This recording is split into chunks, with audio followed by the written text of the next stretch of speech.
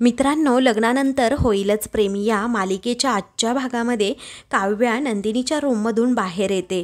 तिला समजलेलं असतं की जीवाचा बर्थडे आहे आणि त्यासाठी त्याला सरप्राईज पार्टी द्यायची आहे। हे ऐकून आता काव्याला खूप वाईट वाटतं, तिच्या मनाला खूप दुःख होतं।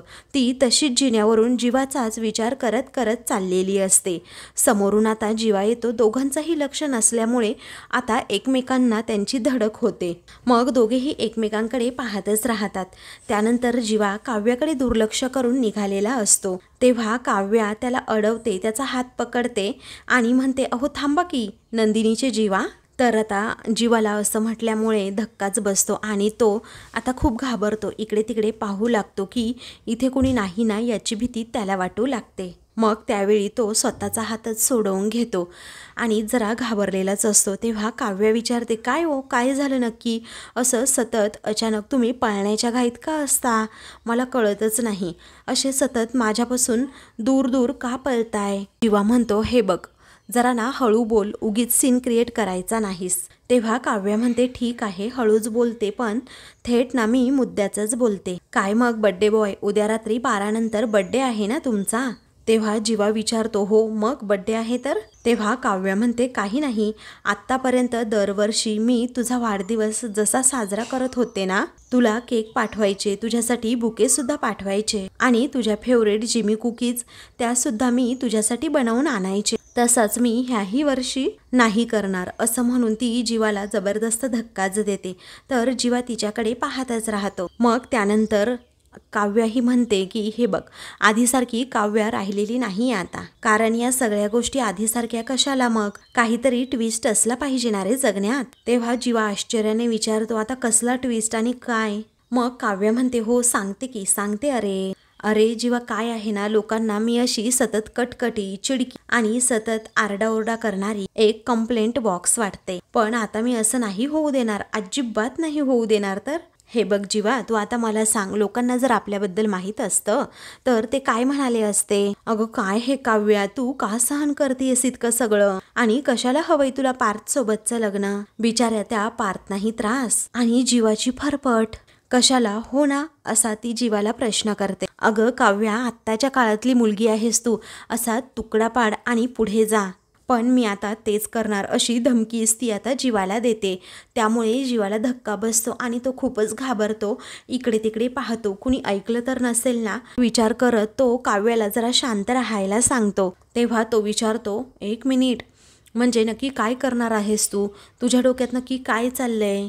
असं म्हणून तो तिला बजावतो, हे बघ उगीच वेडेपणा करायचा नाही हा। तेव्हा काव्या म्हणते, वेडेपणा नाही तर उलट मी आता शहाणपणाने वागण्याचं ठरवलंय। आता उद्या वाढदिवस आहे ना तुझा, मग बघतच राहा तू, तुझा उद्याचा वाढदिवस ना मी काय वेगळेपणाने साजरा करते। उद्या मी तुला सगळ्यांसमोर आणि सर्वात अगोदर विश करणार आहे, तुला ओवाळणार आहे आणि उद्या मी आपल्या दोघांमध्ये जे अगोदर नातं होतं ना त्या नात्याबद्दल सुद्धा सांगणार आहे। तेव्हा जीवाला आता धक्काच बसतो, तो घाबरतो आणि काव्याला धमकीच देतो की हे बघ काव्या, तू असं काहीही करणार नाहीयेस। तेव्हा काव्या सुद्धा म्हणते, मी असंच करणार आहे जीवा, तुला काय करायचं असेल ना ते तू करू शकतोस, तू मान्य कर किंवा नकार दे किंवा तू काहीही कर, पण आता मी अजिबातच मागे हटणार नाही म्हणजे नाहीच, आणि हा शब्द आहे काव्याचा, असं ती आता स्पष्टपणे जीवाला त्याच्या तोंडावर सांगते। तेव्हा जीवा आता काव्याच्या या धमकीला घाबरतच धक्क्याने तिच्याकडे पाहतो,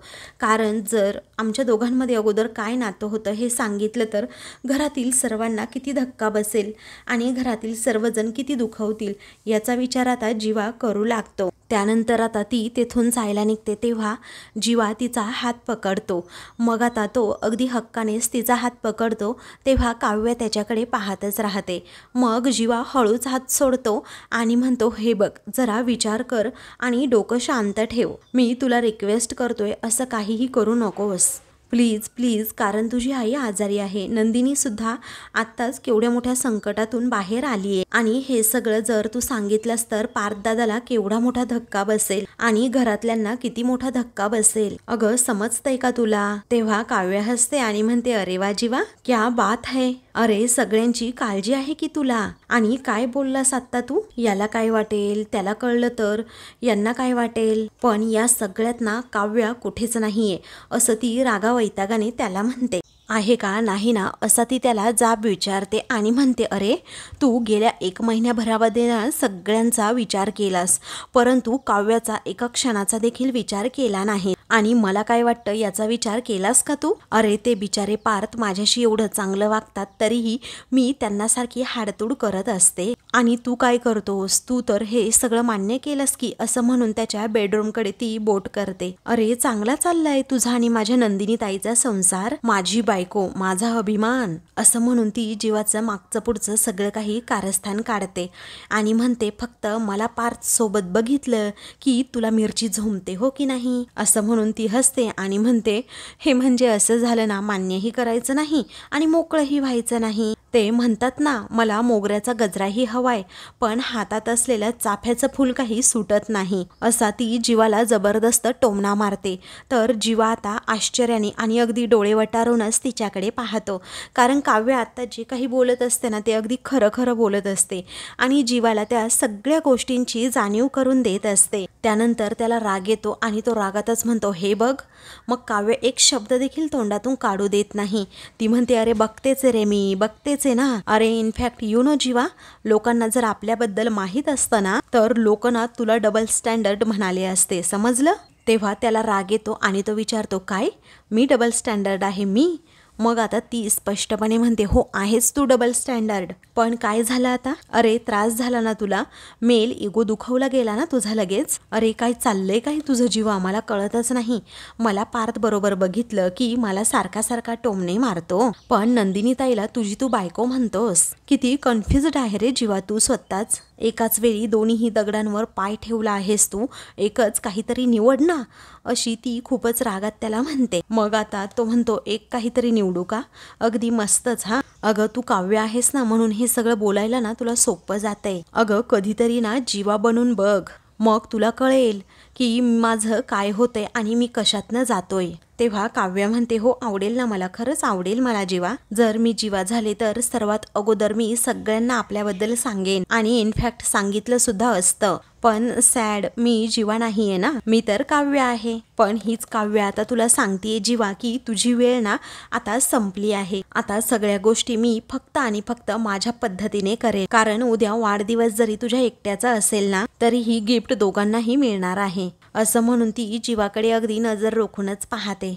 आणि उद्या आपल्यातलं खरं नातं मी सगळ्यांना म्हणजे सगळ्यांना सांगून टाकणार आहे. आता लक्षात ठेव जीवा, जो उद्याचा वाढदिवस असेल ना तो आयुष्यातील सगळ्यात लक्षात ठेवण्यासारखा वाढदिवस असणार, अशी धमकीच देऊन आता काव्या तेथून आपल्या रूमकडे जायला निघते.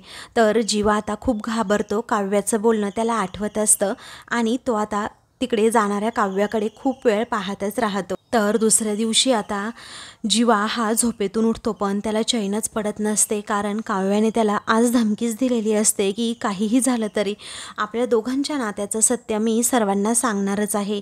जीवा तुझी वेळ आता संपत आली आहे, तुला काय करायचं असेल ते तू करू शकतोस, पण आता यातून तुझी सुटका नाही, मी सर्वांना सगळं सत्य सांगणार म्हणजे सांगणारच. काव्याने रात्री धमकी दिल्यामुळे जीवाच्या डोक्यात सतत तेच विचार येत असतात.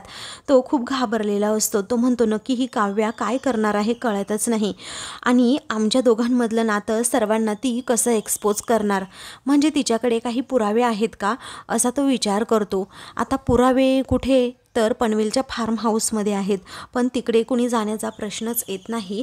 असं म्हणून तो कपाट उघडतो, त्यामध्ये दोघांच्या हाताचा तो मोल्ड असतो. तेव्हा त्या मोल्डकडे तो पाहतच राहतो आणि त्याला त्या पनवेलच्या फार्म हाऊसमधील सगळे प्रसंग आता आठवतात की कशाप्रकारे आम्ही दोघांच्या हाताचा तो मोल्ड हा तयार करून घेतला होता. हे सगळं आठवल्यानंतर जीवा आता तो मोल्ड हातात घेऊन नुसता रूममध्ये सैरावैरा फिरत असतो. त्याला काहीच कळत नसतं की करावं काय, नक्की चाललंय काय. आता तो म्हणतो की पनवेलच्या फार्म हाऊसवर ते पुरावे आहेत खरं, परंतु तिकडे जाणार कोण? तिकडे कुणी तर जाऊ शकत नाही आहे लगेच, पण मलाच तिकडे जाऊन अगोदर ते पुरावे नष्ट करायला हवेत असा विचार तो आता करत असतो. नंदिनी आणि मानिनी या दोघीही आपल्या किचनमध्ये नेहमीच्या स्वयंपाकाची आणि नाश्त्याची तयारी करत असतात. तेवढ्यातच पार्थ तेथे येतो आणि पोरींनो आवरा की पटकन असं नंदिनीला म्हणतो. तेव्हा आता नंदिनी हसते आणि विचारते काय हो? मग आता तो म्हणतो अजूनही तुमचं आवरलेलं नाही आहे? अहो जीवाचा बड्डे उद्या आहे खरं, परंतु आजच आपल्याला तिकडे जायचंय आहे ना लक्षात? असं खूपच उत्साहाने तो बोलत असतो. ते पाहून नंदिनी म्हणते हो अहो जायचंय आपल्याला. तेव्हा मानिनी म्हणते अरे बापरे, काय वाढदिवस कुणाचा आणि उत्साह कुणाला आहे? तेव्हा नंदिनी म्हणते आणि काही काळजी करू नका, सगळी तयारी झाली आहे. तेव्हा पार्थ म्हणतो क्रिकेटचं सामान घेतलंय, फुटबॉल घेतलाय, कॅरम घेतलंय, अजून काही घ्यायचं आहे का ते सांगा बरं. तेव्हा नंदिनी म्हणते अहो कशाला, आपण छान गप्पा मारूयात ना, तिकडे जाऊ. मग आता पार्थ म्हणतो हे लंच वगैरेचं इथे नको हा, आपण तिकडेच बघूयात काही. मानिनी विचारते अरे पार्थ तुझा केवढा उत्साह आहे, इथे जीवाला अजूनही काही माहीत नाहीये आणि जीवाचा पापड तुला माहीत आहे ना कसा पटकन मोडतो, त्याला ना आता सगळं काही अगदी शांतपणे सांगायला हवंय. मग आता पार्थ म्हणतो हो हो सांगायला तर हवंच असं म्हणून तो आता जीवाला आवाज देतो. जीवा आता रूममध्ये असतो आणि पार्थचा आवाज ऐकून तो म्हणतो हो आलो दादा आलो. त्याच्या हातात जो हातांचा मोल्ड असतो तो पुन्हा त्या कपाटात ठेवून देतो आणि खूपच घाबरतो आणि तिकडे जायला निघतो.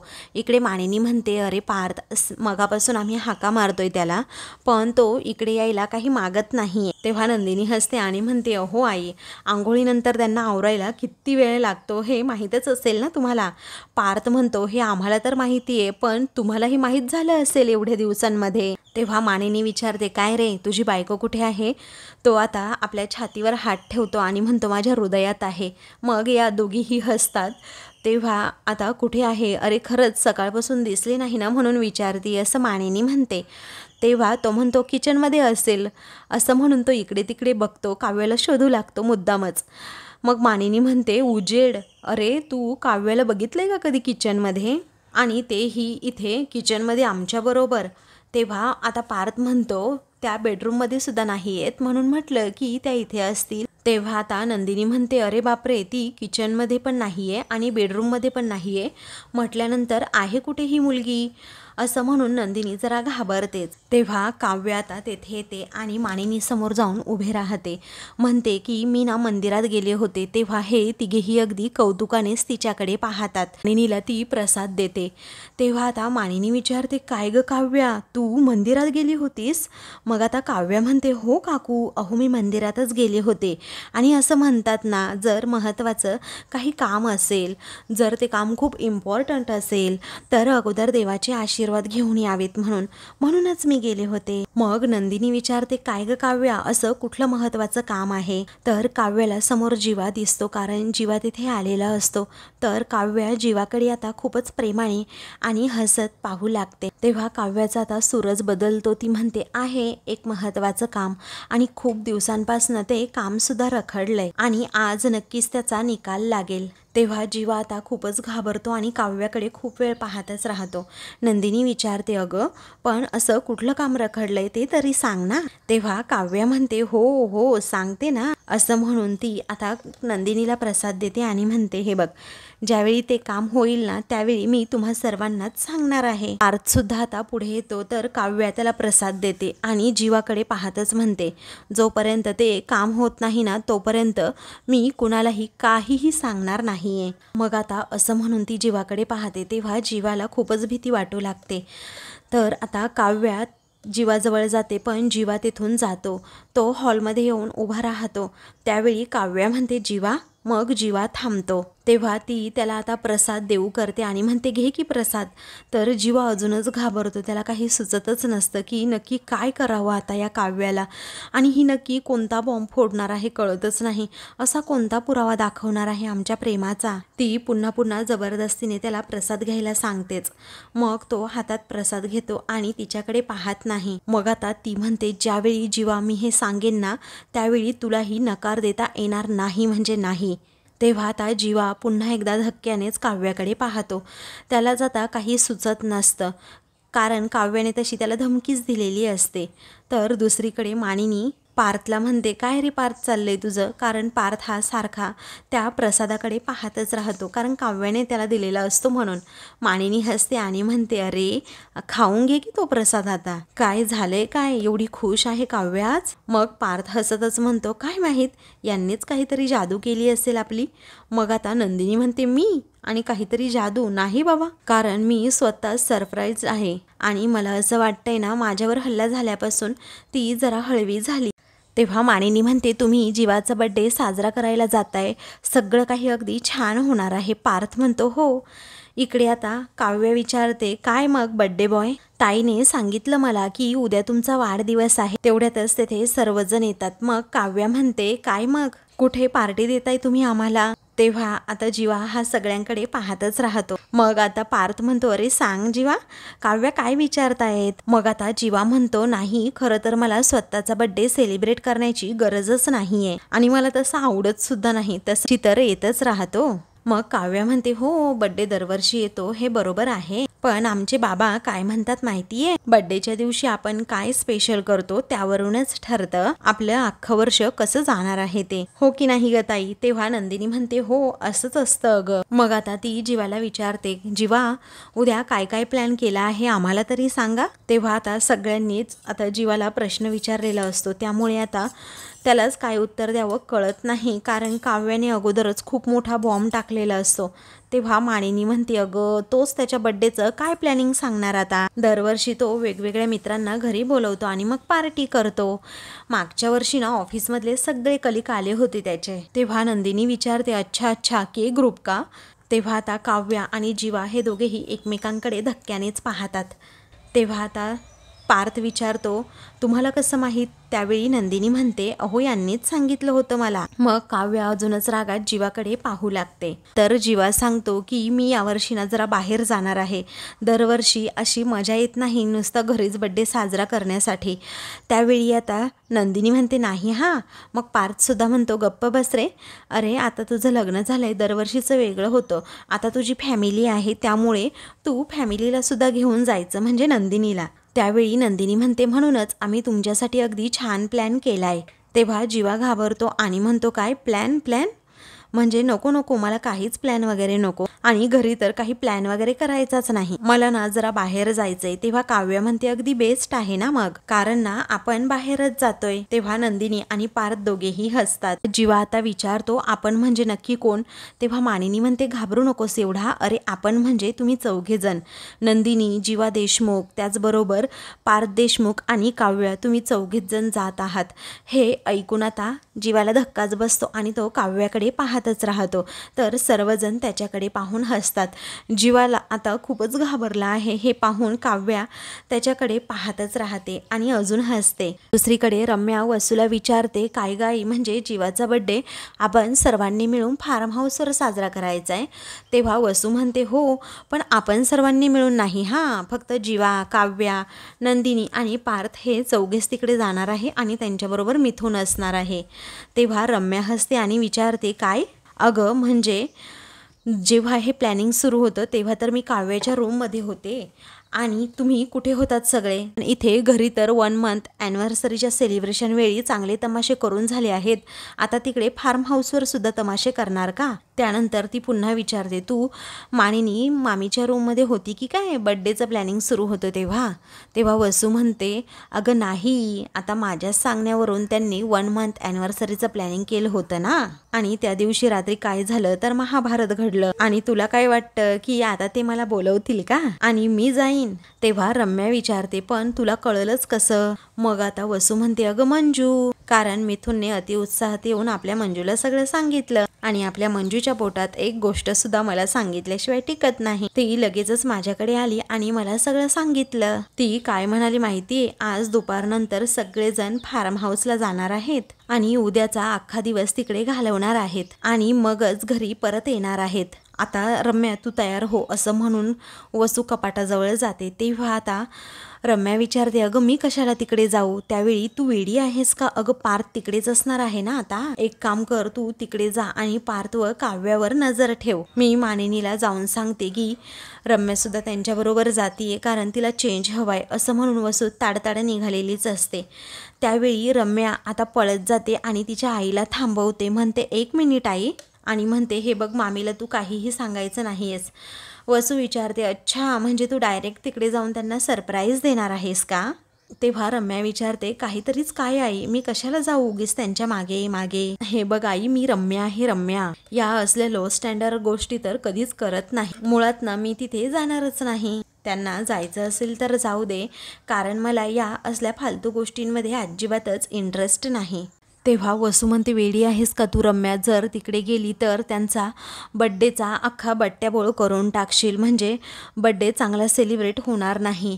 आणि आता जर तू तिकडे गेली नाही तर मग त्यांचा बड्डे अगदी व्यवस्थित साजरा होईल. त्या नंदिनीने खूप छान प्लॅनिंग केलं असेल जीवासाठी, आणि मग नंदिनी मोठ्या तोऱ्यात येऊन सांगेल की जीवांचा बड्डे आम्ही अगदी छान प्रकारे सेलिब्रेट केला आणि मला अजिबात असं होऊ द्यायचं नाही आहे. इकडे जीवा आता जरा घाबरलेला असतो आणि विचारतो, अरे सांगा ना काहीतरी मला, आपण बाहेर जाणार आहोत म्हणजे कुठे जाणार आहोत?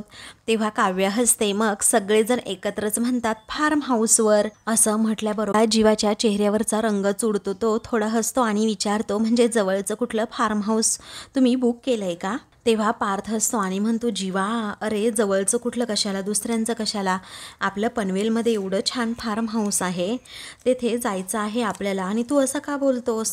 मग जीवा अजूनच घाबरतो आणि काव्याकडे पाहतो. तेव्हा काव्याही त्याच्याकडे पाहून आता हसते. मग नंदिनी म्हणते, अहो पनवेलचं जे फार्म हाऊस आहे ना त्याबद्दल आपण बोलतोय. आपण तुमचा वाढदिवस ना तिकडेच तुमच्या त्या फार्म हाऊसवर सेलिब्रेट करणार आहोत. असं म्हटल्याबरोबरच जीवा खूप घाबरतो. तर आता मित्रांनो, पुढील भागामध्ये काव्य विचारते, अय्या म्हणजे तुमच्या भावाभावांची वेगवेगळी रूम आहे का? तेव्हा पार्थ म्हणतो, तो त्याच्या रूमच्या बाबतीत खूप पॉझिटिव्ह आहे हां, कारण कुणाला जाऊ देत नाही तो. तेव्हा काव्य विचारते, काय सांगता? तेव्हा काव्य म्हणते, काहीतरी टॉप सिक्रेट आहे वाटतं जीवा देशमुखांचं त्या रूममध्ये. मग त्यानंतर आता जीवा खूपच घाबरतो आणि काव्याकडे पाहतो. तेव्हा आता जीवा घाबरलेला असतो. त्यामुळे नंदिनी म्हणते, अहो घाबरण्यासारखं काय आहे एवढं? तर आता काव्यासुद्धा जायला तयार होते आणि मग त्यानंतर देवासमोर हात जोडते आणि आज रात्रीचा जीवाचा वाढदिवस हा माझ्यासाठी नवीन वळण घेऊन येणार आहे. जे जीवाने त्याच्या मनावर आणि छातीवर कोरले ते नाव आज सगळ्यांना कळेलच, कारण JK मधली के म्हणजे काव्यच आहे हे आज सगळ्यांना कळेलच. तर दुसरीकडे जीवा हा गाडीजवळ येऊन उभा राहतो आणि त्याच्या छातीवर जे काव्याचं नाव कोरलेलं असतं ना, ते काव्याचं नाव तो आता त्या गाडीच्या आरशामध्ये पाहतो. नंदिनी आता तेथे येत असते. मित्रांनो, अशाच मालिकेंचे पुढील भाग पाहण्यासाठी चॅनलला सबस्क्राईब करा.